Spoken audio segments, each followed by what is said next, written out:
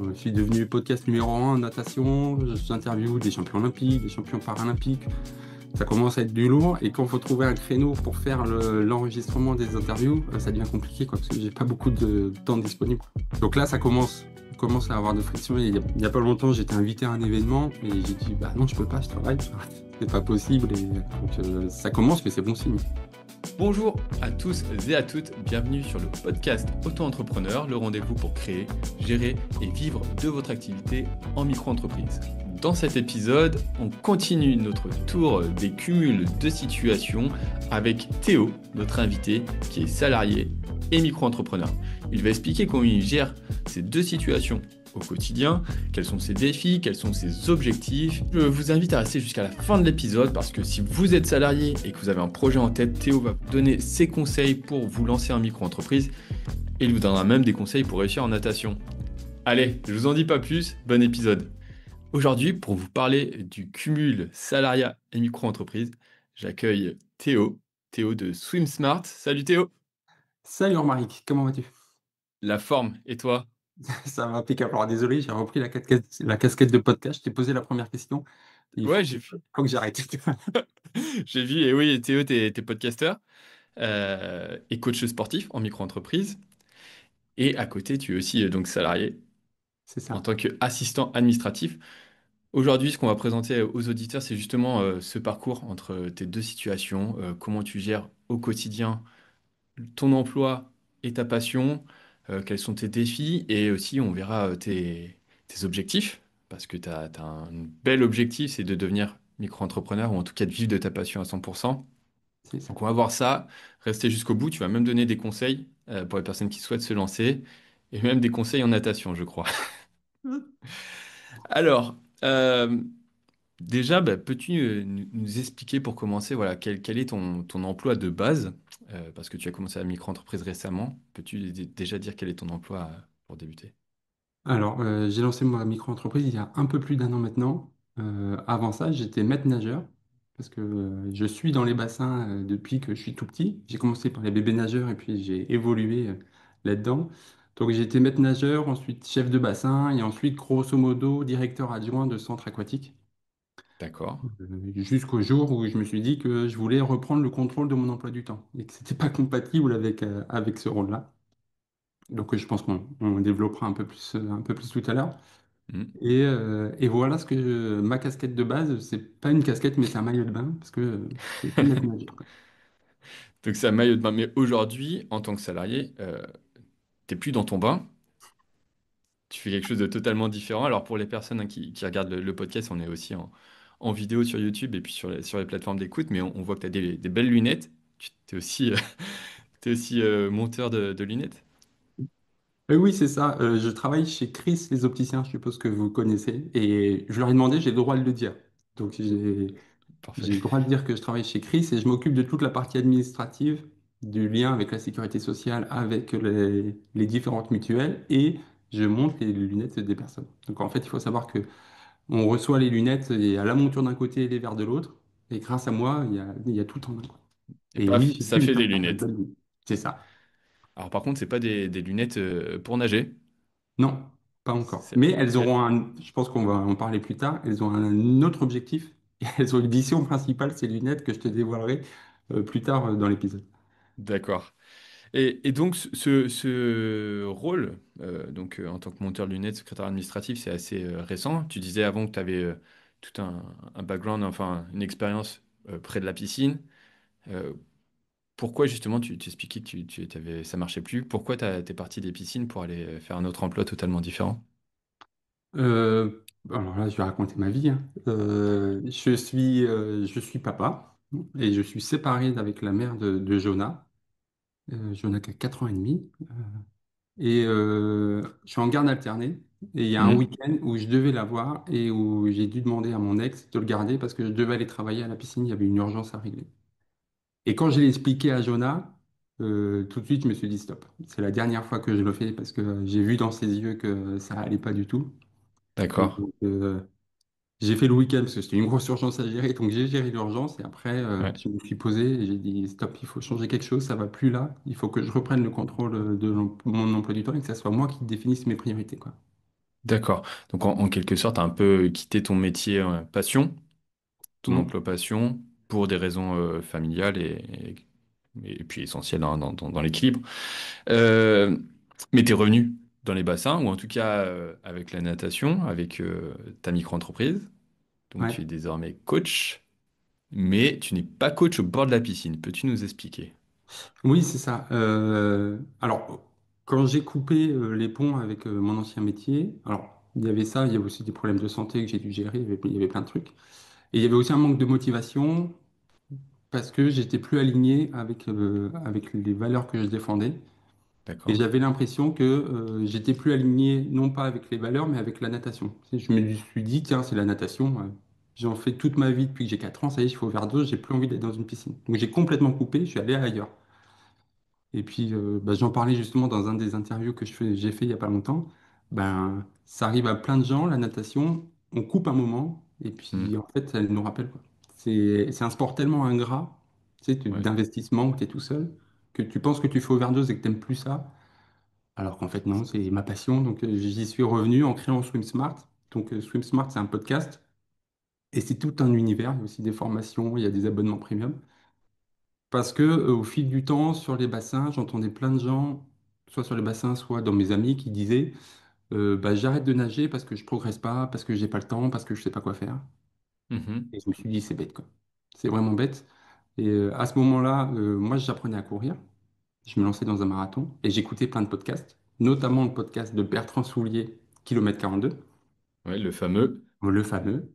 Et d'ailleurs, il y a bientôt un épisode qui va sortir avec lui. J'ai réussi à l'inviter sur mon podcast, donc je suis trop content. Bravo. Et je me suis dit, tiens, si moi j'arrive à apprendre à courir et à progresser en course à pied grâce à un podcast, mes amis ou les gens qui veulent arrêter la natation, je peux leur conseiller un podcast natation. J'ai cherché Mhm. un podcast natation, j'ai pas trouvé. Donc je me suis dit, bah, s'il n'existe pas, bah, je vais le créer, quoi. Ça va être... Il est pour moi. Voilà. Ça va être Ok. pour moi. Et au début, c'était juste en mode, tiens, je vais faire 10 épisodes, ça va parler à mon copain qui m'en avait parlé, ça parlait à trois quatre personnes et c'est bien. Et là, on est un D'accord. an et quelques après, je viens de publier le 151e épisode. Ah oui. Ah oui, oui, oui, je suis très actif. C'est une de mes façons de faire, c'est produit pour progresser, quoi. Euh, Donc, quand tu t'es lancé sur ce podcast et ce coaching en natation, tu as créé ta micro-entreprise directement ou au début tu t'es dit, bon, tiens, je vais tester comme ça et puis on verra si je continue. non, j'ai créé tout de suite. Et Ah ouais, c'est peut-être c'est peut-être l'erreur que j'ai faite, c'est de créer tout de suite mon statut. Euh, Tout bonnement, j'ai regardé sur Google ben, qu'est-ce qu'il faut faire pour avoir une entreprise et pouvoir gagner ma vie.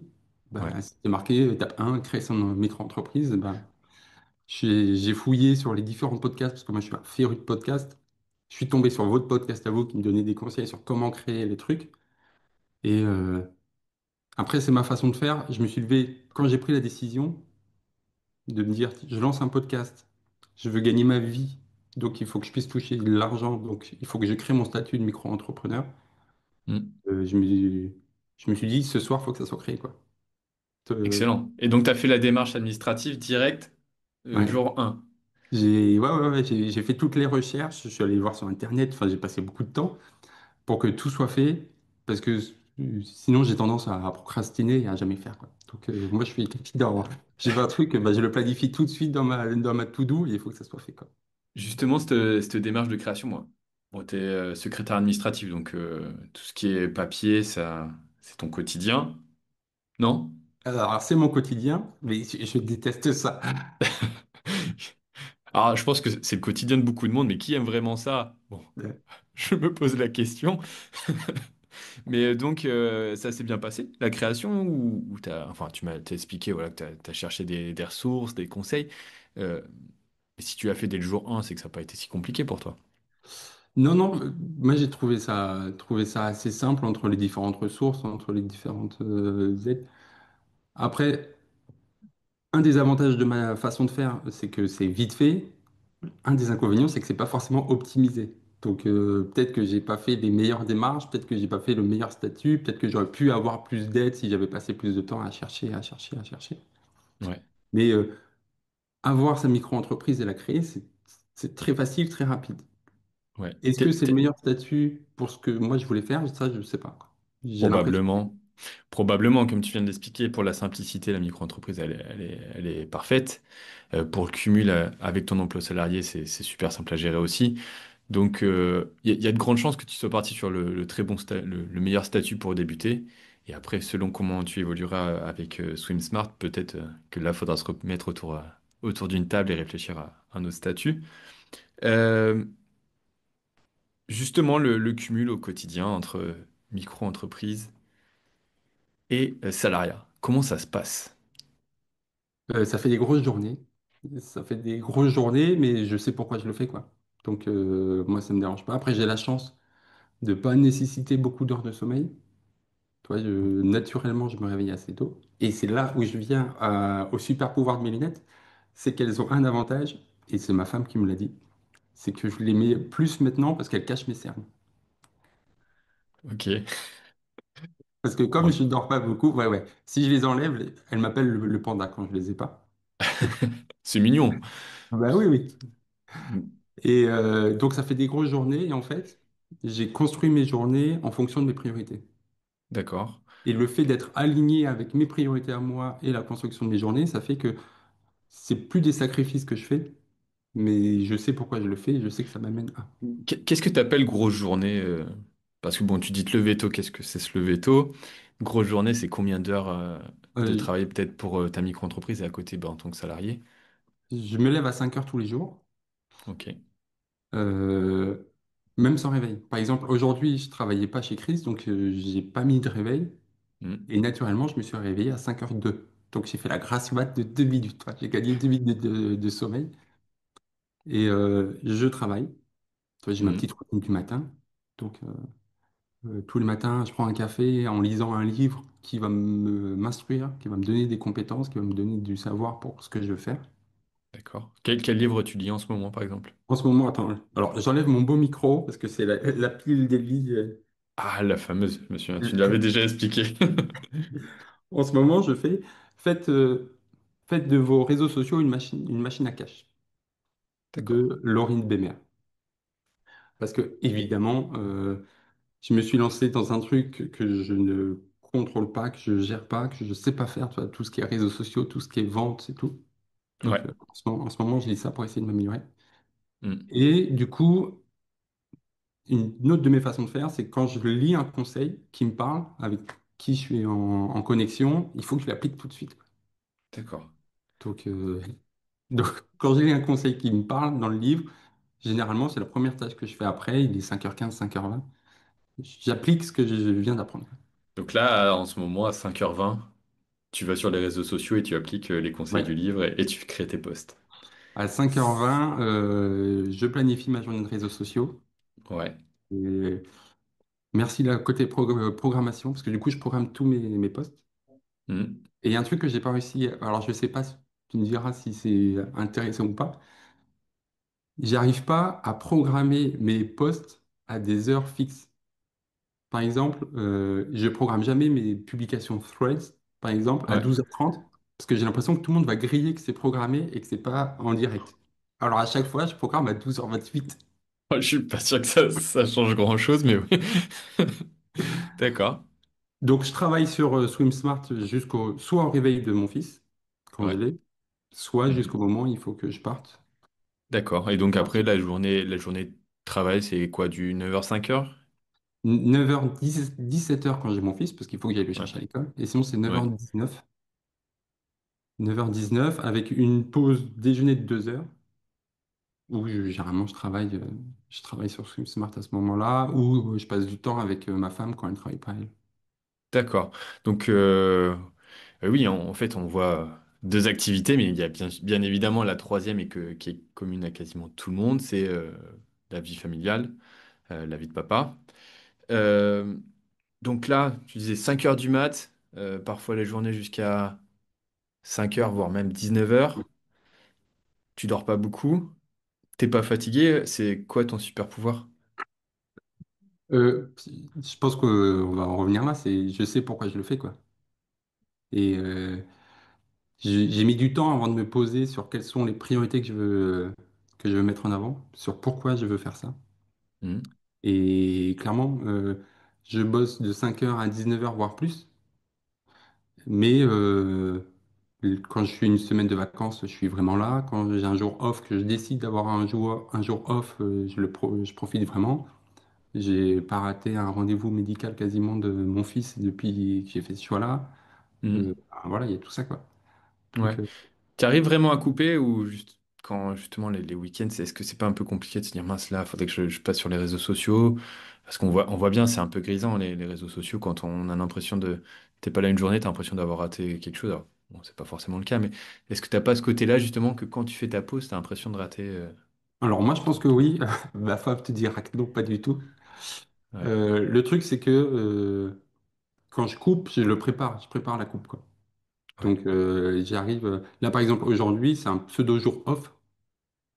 Mm. J'ai cette chance d'être l'échange avec toi. J'ai un autre interview prévu derrière pour mon podcast. Et Ouais, puis, c'est tout. Mais ma journée, je l'ai préparée hier. Hier, d'accord. j'ai déjà mis toute cette journée qui va être prête, quoi. Et du coup, pour ton employeur, tu fais des semaines de 4 jours? Non, je travaille du 5 jours du coup. Lundi, mercredi, lundi, mardi, mercredi, jeudi un jour sur deux, vendredi et samedi. Ah, Une tu fais semaine le sur deux. samedi. D'accord. Ouais, ouais, je travaille le samedi quand j'ai pas mon fils. Mais après, j'ai cette chance-là d'avoir trouvé un employeur, mais c'est comme ça que je l'ai choisi. En fait, quand j'ai cherché un boulot alimentaire, quand je me suis rendu compte que Swim Smart, ça allait pas décoller tout de suite, que j'ai dû reprendre un travail. Je suis allé voir les commerces à côté. Je leur ai dit, bah voilà mes critères, c'est pas négociable, quoi. Tel jour, j'ai mon fils. Alors, je suis disponible de 9 heures à 17 heures. Et Mhm. après, par contre, vous faites de moi ce que vous voulez, quoi. Mais, Et et du c'est non coup, négociable. Et j'ai eu la chance de trouver un employeur qui a dit, bah ouais, ça marche, on comprend. d'accord. Et est-ce qu'aujourd'hui, il y a des points de friction par rapport à ça? Par rapport à comment ça vient d'avoir maintenant que Swim Smart grandit. Il y a Ouais. quelques temps, je suis devenu podcast numéro un en natation. J'interviewe des champions olympiques, des champions paralympiques.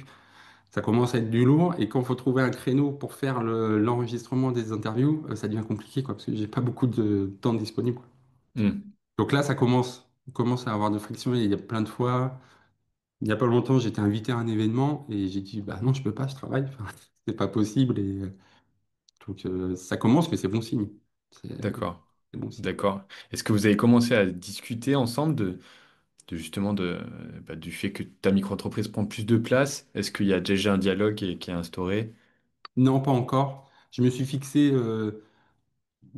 J'ai quantifié des objectifs parce que moi je suis persuadé qu'il faut les quantifier pour pouvoir les visualiser et puis pouvoir travailler dessus. Donc j'ai quantifié des objectifs et j'ai un moment où quand chaque mois j'aurai tel revenu, bah, je vais voir avec mon employeur en disant voilà, vu comment ça progresse, dans quelques mois, il faudra que j'arrête. Donc Hmm. comment on peut faire quoi? Est-ce qu'on repasse est-ce qu'on repasse à mi-temps ou pas? Enfin, communiquer là, mais pas tout de suite là, c'est un petit peu trop tôt. Après, Ouais. s'ils écoutent cette interview, bah, on va vite en parler, quoi. Eux, ils le voient d'un bon œil, ils écoutent ce que tu fais à côté. Justement, ils écoutent ton podcast ou... J'en ai aucune idée. D'accord. Je sais pas. Ils savent que j'ai un podcast. Des fois, on en parle Hmm. vite fait. Quand j'ai un moment important, je leur en parle. Et Mhm. il y a pas longtemps, pour la première fois, il y a une entreprise qui a payé pour que j'aille faire des épisodes avec eux. Bah, je leur ai dit, D'accord. j'étais tellement content que voilà. Ok. Après, j'ai pas l'impression qu'ils écoutent. Des fois, ils partagent. Une fois ou deux, ils ont partagé mes publications, ce qui est déjà très très bon. C'est sympa, ouais. Parce que Très bien. les gens sous-estiment le pouvoir du partage. Tu vois, les gens n'osent jamais partager alors que ça fait une publicité de ouf, quoi. Ouais. Et C'est vrai, hein, et je le constate aussi. Souvent, en fait, les plus proches sont pas ceux qui vont faire le plus de partage qu'on pourrait penser naturel des gens qui te connaissent. Et c'est plus des personnes que tu connais pas qui vont t'aider. Donc voilà, pour ceux qui écoutent ce podcast, voilà, si vous avez un proche podcasteur, n'hésitez pas à le soutenir, ça lui fera toujours plaisir et puis ça lui permettra de se développer aussi. Donc voilà, si vous entendez la famille de Théo, les copains de Théo, pensez à partager son podcast. ou les Euh, films, ou ta famille aussi, mais c'est une des rares phrases d'Oussama Hamar qui m'a marqué. C'est un moment, il disait dans une de ses interviews bah, que lui, il réfléchit pas. Un ami, quelqu'un de sa famille qui publie un truc, il l'aime, il partage, il commente. Ouais, Et ça lui prend 10 secondes et ça a un impact de ouf sur la personne. Donc, ouais, il faut pas hésiter à le faire. c'est clair. Et je vais essayer de me l'appliquer aussi pour les proches qui ont des projets et je pense que c'est le meilleur moyen de les soutenir. Euh, Justement, là, donc on parlait de cette gestion avec ton employeur. Euh, Est-ce qu'il y a des choses dans ce cumul de situations, par exemple, au quotidien, l'administratif, on a déjà parlé au niveau de la création, mais est-ce qu'il y a des parties administratives comme faire les factures qui bloquent un peu? Euh, non, parce que on a la chance quand même d'avoir plein d'outils à disposition.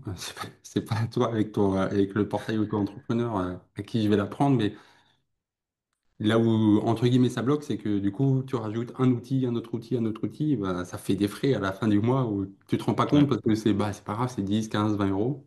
Mais si ouais. tu les cumules, là, je suis en pleine comptabilité en ce moment, donc je vois le chiffre qui grossit. Tu Et peux nous faire une petite liste justement de tes frais aujourd'hui pour ta micro-entreprise? en ce moment, alors comme je fais un podcast, j'ai mon site pour enregistrer les interviews, Mhm. d'accord, qui va faire toute la partie enregistrement, montage, etc. À Riverside. Je les cite comme ça si jamais ils veulent faire soit un virement à toi, soit à moi. On ne sait jamais, hein. J'ai Canva pour tout ce qui est forcément réseaux sociaux parce que c'est important. Et j'ai Notion. Je Ok. paye un abonnement Notion pour tout ce qui est automatisation. Je suis beaucoup dans l'automatisation pour essayer d'enlever la charge mentale et de ne pas réfléchir et que les choses elles viennent naturellement, quoi. D'accord, donc ça fait déjà 4 ou 5 outils Voilà. de base pour faire tourner ta micro-entreprise. Tu rajoutes, comme je reçois des paiements, ça commence, donc je suis trop content, mais il faut que je passe par une plateforme. Donc la plateforme, elle te récupère un petit pourcentage. Et Ouais, oui, ça fait, d'accord. ça Et fait. oui, c'est de l'organisation et c'est vrai que surtout quand on est au début, avec peut-être des revenus qui commencent juste à se former, ça peut vite faire plus de dépenses que de revenus, sachant que les dépenses, elles sont pas déductibles en micro-entreprise. Des fois, ça peut vite inciter comme tu es en train de le faire, à se développer plus vite pour couvrir ses dépenses et puis vivre de cette activité. Justement, tu l'as déjà un peu évoqué. Ton objectif à terme, c'est de devenir micro-entrepreneur ou en tout cas de vivre de ta passion à 100%. Euh, Tu disais avoir eu ton premier partenariat récemment. Ouais. Euh, tu vises être à fond sur Swim Smart dans combien de temps à peu près? C'est dur à dire. Alors, j'ai différents objectifs en mode irréaliste. Bah, demain, si demain, demain quelqu'un me permet de le faire, c'est ce que j'aimerais parce que c'est ce que j'aime faire. Si je suis optimiste, que je vois comment ça progresse dernièrement, que je me dis on va bien finir l'année, premier trimestre 2026, j'aimerais bien. Si je suis plus 2026, ouais. réaliste, c'est plus niveau deuxième, troisième trimestre 2026, quoi. Mais en 2026, j'aimerais bien. D'accord. Et justement, là, donc, bon, il y a des choses en place. Quelles sont les actions que tu as mises en place pour pouvoir être où tu veux être dans un futur proche? Euh, Bah, j'ai que lancé la partie abonnement premium, justement pour financer, et je travaille beaucoup sur comment on vend, parce qu'au début, je croyais bêtement que si tu montres que tu fais bien ton travail, les gens vont se dire, tiens, je vais acheter, je vais soutenir. Bah, non, ça marche pas du tout comme ça. Tu as besoin de dire, au fait, je vends, au fait, vous pouvez acheter, au fait, ça peut vous aider, il faut le dire, faut le dire, faut le dire tout le temps, quoi. Ouais. C'est quelque chose que j'aime pas du tout faire, comme beaucoup, mais c'est important et je le vois dernièrement dans les newsletters, parce que j'ai une newsletter. Hmm. Dans ma newsletter, j'ai commencé à dire, tiens, en fait, vous pouvez me soutenir en payant. Ben, ça m'en a T'as eu amené, des impacts? ouais, ouais, t'as de l'impact tout de suite. Par exemple, là, on est au mois d'octobre. Chaque année pour Octobre Rose, moi, je fais un don à la Ligue contre le cancer. Et j'ai pas aimé, mais du coup, je me suis dit, tiens, je vais faire une publication, comme ça va peut-être inciter des gens à faire, et du coup, mon don à la fin, il sera plus fort. Hmm. Et oui, oui, non, ça marche. Ça marche. Je trouve ça un peu triste, honnêtement, tu sais, d'avoir ce besoin de dire et de faire de la pub. Là, Et oui. Ouais, après, il y a aussi cette difficulté pour toi, c'est que tu es à distance. Ouais, tu es coach de natation, mais t'es pas au bord du bassin. Donc forcément, il faut passer par le numérique, le digital pour te faire connaître. Et c'est peut-être sur ce point-là où, oui, ça te rajoute. T'as une compétence en plus à aller chercher. Ouais. Donc si t'étais au bord du bassin, t'as déjà les nageurs à côté, quoi. Bah, c'est ça. Là, avec le podcast, je parle à beaucoup plus de monde, mais ils Hmm. sont beaucoup moins engagés, quoi. Ouais, Quand moi j'ai parlé à des gens autour de la piscine, ils étaient déjà en maillot de bain. Donc c'est quand même plus facile de leur dire, tiens, de les coacher. Là, il faut que je les drague un peu et j'ai jamais été bon dragueur. Donc ça aide pas, ça aide pas du tout. Et, est-ce que c'est une éventualité de justement reprendre le coaching, mais vraiment physiquement, de donner des cours? Euh, non, non. Peut-être que je le ferai. Si je le fais, c'est que ça n'a pas marché. Hmm. Enfin, j'ai encore mon diplôme à jour. Je peux encore donner des cours si je veux. Mais c'est que ça n'a pas marché parce que moi, en fait, je suis pas vraiment un coach. Parce que mon but, c'est pas que les gens qui écoutent le podcast et qui sont abonnés premium progressent en natation, Ouais, mais c'est leur donner les outils, les connaissances, les structures pour qu'ils aient plus besoin de coach derrière. C'est vraiment d'accord, reprendre le contrôle de sa natation et qu'ils puissent répondre tout le temps à la question, tiens, aujourd'hui, qu'est-ce que je veux nager? Qu'est-ce que je veux améliorer? Et comment je le mets en place? d'accord. Est-ce que justement, tu trouves du temps, toi, pour nager? Alors, moi, j'ai fait overdose d'âge. Dernièrement, je trouvais pas le temps, mais parce que j'ai préparé un trail. Donc, c'était Ouais, ça mon objectif. Voilà. ouais, c'est Pareil. pas le même entraînement. Non, non, on est un peu plus habillé. Hmm. Et, mais pareil, un jour, je me suis dit, tiens, j'ai jamais fait le trail. Allez. Le soir même, j'étais inscrit à un trail de 70 km 9 mois plus tard et je me suis lancé comme ça. Mais là, cette année, mon objectif 2026, c'est je vais faire un swimrun. Donc, D'accord, le swimrun, c'est un nouveau sport, entre guillemets, où tu nages jusqu'à l'île d'en face, tu la traverses en courant, tu nages jusqu'à l'île d'en face, tu la traverses en courant, etc., etc. Donc, je vais oui, devoir nager. Donc, je vais devoir qui se fait courir. en duo, si je me En trompe duo. pas. Ouais, En duo, c'est ça. Et du coup, je vais faire toute une série spéciale swimrun. Donc, le premier épisode est déjà sorti et j'ai invité un champion du monde de swimrun pour qu'il nous présente la discipline. Le deuxième, c'est avec Bertrand Soulier qui a participé au swimrun. Parce que c'est bien d'avoir les conseils de quelqu'un d'expert, mais ouais. quelqu'un de normal, il vit ça comment, quoi. Ouais, et c'est un peu ta marque de fabrique, en tout cas moi qui te suis depuis maintenant quelques mois. Je vois que tu as des invités ultra populaires, des pointures. Là, tu viens de parler d'un champion du monde de swimrun. Tu viens de parler de Bertrand Soulier, qui est quand même une des références en France sur le podcast sportif. Et tu as aussi eu des médailles olympiques. Ouais. Le médaillé olympique, il n'est pas encore sorti. Donc là, tu fais du teasing, Oups. mais voilà. Mais oui, oui, j'essaye d'alterner des gens, des sportifs de très très haut niveau. J'ai Mhm. eu un champion du monde, j'ai eu un médaillé olympique qui est déjà sorti, Clément Mignon, où on a parlé pendant 2 heures de natation, c'était ouf. Mais j'alterne aussi avec des experts qui sont dans la natation depuis longtemps, qui sont dans la formation. J'ai eu des entraîneurs de très haut niveau, des entraîneurs handisport, etc., etc., mais aussi des amateurs.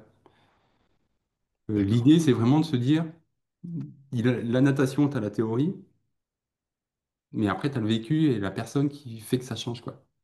Donc, D'accord. oui, c'est facile, facile entre guillemets, hein, mais pour un champion du monde de progresser, de faire telle performance quand il a que ça à gérer, quoi. Donc, Hmm. quand il peut se lever à 10 heures pour bien récupérer, qu'il a ses 4 heures d'entraînement, c'est facile de progresser. Ouais. Mais Mais, et toi, tu t'adresses aussi principalement donc à Monsieur Tout le Monde, monsieur et justement madame, à tout le monde. Monsieur et Madame Tout le Monde et leurs enfants, et- peut-être. Et du coup, bah, j'ai un collègue moi qui est proche de la cinquantaine, qui nage régulièrement. Donc, il travaille avec nous. Le midi, il prend ses affaires, il va à la natation. Et, euh, et justement, il avait une question pour toi. Euh, alors, lui, il vise pas le temps, il vise la détente surtout. Mais donc, il m'expliquait que quand il va nager de la brasse pendant 1 ou 2 kilomètres ça va bien se passer sans s'épuiser. Par contre, dès qu'il fait du crawl, au bout de 100 mètres, ou les jours où il est bien, 200 mètres, il est crevé. Du coup, il me demandait de te poser cette question, voilà, qu'est-ce que tu as comme conseil pour qu'il soit pas crevé au crawl comme il est à la brasse? Est-ce qu'il tire trop sur les bras? Est-ce que c'est quoi le secret? Alors, c'est aussi l'intérêt de ce podcast, c'est que je montre que, parce que tout le monde dit, pour que tu puisses me donner des conseils, il faut que tu me vois nager. Et alors que moi, mon podcast, c'est je pars de la théorie et j'explique comment l'ajuster. Alors déjà, pourquoi en brasse, il arrive et il n'est pas fatigué alors qu'en crawl, il n'y arrive pas? C'est tout simplement parce qu'en brasse, la respiration, elle est super facile. Tu respires devant, tu es tranquille, tu as du temps. En crawl, c'est déjà beaucoup plus compliqué de respirer. Niveau timing, il faut dissocier la tête du tronc, il faut réussir à caler son inspiration exactement au bon moment et tout. Deuxième chose, l'alignement, il est plus compliqué en crawl. D'accord? Parce que c'est une nage alternée, donc tu as un tankage gauche-droite qui se met en place, tu as les jambes qui font des battements et tout. Donc, ce que je lui conseille de faire, c'est qu'il y a de grandes chances, parce que 90% des nageurs adultes le font, c'est qu'il respire en trois temps. C'est-à-dire qu'il fait trois coups de bras avant de prendre de l'air. Parce que tous les entraîneurs disent il faut respirer trois temps. Ok. Sauf que tu ne dois pas respirer trois temps. Tu dois respirer quand tu as besoin d'air. Il y en a pour qui trois temps c'est très bien, d'autres pour qui c'est pas bien. Donc, s'il est fatigué, il y a deux options. Soit il souffle pas assez dans l'eau. Et quand il souffle pas assez dans l'eau, quand tu prends de l'air en crawl, tu as une seconde pour prendre de l'air, grosso modo. Alors, c'est Ouais. pas vraiment une seconde, mais je simplifie pour les calculs, parce que je suis pas Hmm. très fort en maths. Tu as une seconde. Si tu n'as pas tout soufflé, si ton expiration elle n'est pas complète, la première chose qu'il va faire quand il va sortir la tête de l'eau, c'est de souffler. D'accord? C'est un Ouais. réflexe. Donc, sur ta seconde, si tu souffles, bah, tu n'as plus une seconde. Tu n'as Pour plus qu'une prendre l'air. demi-seconde. Et ouais. Et la fois d'après, tu n'auras plus que 25 centièmes. Et après, Mhm. jusqu'au moment où tu dis, bah stop, j'arrête. Donc, qui souffle plus fort, plus longtemps. S'il veut rester avec son cycle de bras actuel, s'il veut rester en trois temps, parce que le trois temps, c'est des avantages. Comme on respire à droite et à gauche, on est plus stable, etc., etc. Donc, s'il veut rester en trois temps, faut qu'il souffle plus fort pour vider ses poumons pendant ces trois mouvements de bras. Ouais. Et si par contre, souffler fort, il a un peu de mal parce que, tu sais, dans l'eau, c'est un peu compliqué de souffler plus fort. Donc, s'il veut garder la même intensité de souffle, il ben, faut qu'il passe en 4 temps, 5 temps, etc., etc. Ok. Donc voilà, Eh donc ben. qui s'amuse? Alors désolé, je suis long, mais dès qu'on parle de natation, moi, je sais pas. Ouais. Et du coup, bon, je lui passerai le Mais conseil. Et puis, de toute façon, il a juste à regarder, à écouter ou à regarder le podcast, hein, pour avoir la réponse désormais. voilà. Euh, Je t'enverrai, je crois que j'ai fait, parce que forcément, c'est un gros problème le crawl. J'ai fait trois quatre épisodes spéciaux sur le crawl. Je t'enverrai les liens que tu lui donnes. Mais Parfait. surtout qu'il s'abonne. Bah Qu'il ouais, s'abonne ouais, et ouais. puis il verra. Je crois pas que je l'ai dans la liste de mes Je suis en abonnés. train de pousser, il a découvert hier. Mais il va découvrir. En tout cas, merci, merci pour lui, et puis bah, merci pour ceux les nageurs, qui veulent progresser en crawl. On va revenir quand même sur notre, grande thématique, hein, le cumul entre, la micro-entreprise et être, salarié. Et on va finir avec une question qui, je l'espère, inspirera, les personnes qui nous écoutent. Théo, toi qui connais ce cumul, qui le vis au quotidien, quel conseil tu donnerais à une personne qui est salariée, qui a un projet en tête et qui hésite à se lancer en micro-entreprise? Il faut en donner qu'un seul ou on peut en donner plusieurs? Si tu en as plusieurs, vas-y. Non, mais parce qu'en fait, je trouve qu'ils sont tous un peu liés. Le premier conseil, c'est de bien définir, et après, même dans mes podcasts, je parle tout le temps de ça, mais de savoir pourquoi on fait la chose, quoi. Parce que Mm, si on sait le pourquoi on se lance dans ce cumul, ben, ce qu'on pouvait penser être des sacrifices, ça va être juste être des étapes et on va beaucoup plus facilement les traverser. mm. Euh, j'ai une philosophie, mais je vais pas te l'apprendre parce que c'est pas moi qui l'ai créée, cette philosophie. Mais à chaque fois, je me pose la question, quel est le plus petit pas que je peux faire pour m'amener jusqu'à cet objectif? Et tu D'accord. le fais parce que s'il est petit, le pas, il va être facile, quoi. Oui. Et puis après, tu te diras, bah, maintenant qu'il est fait, c'est bon, j'ai progressé, je suis mieux qu'avant. Et puis, un deuxième. Donc, gardez ça en tête. Et surtout, je pense que le truc le plus fort, on a tous un domaine où on est compétent, où on est fier de ce qu'on fait, où on estime qu'on a des forces. Mhm. Faut le trouver. Et après, essayer de réfléchir à qu'est-ce qui fait qu'on est fort dans ce domaine, et puis l'adapter à notre micro-entreprise, quoi. Par exemple, j'estime que je suis un bon, voire un très bon entraîneur de natation. Et c'était un vrai déclic quand je me suis dit, bah attends, pose-toi et regarde ce que tu fais en tant qu'entraîneur de natation, comment tu peux le faire pour tes micro-entreprises. Mhm. Tous les concepts que tu fais, toutes les actions que tu fais, bah, tu peux sans doute les faire.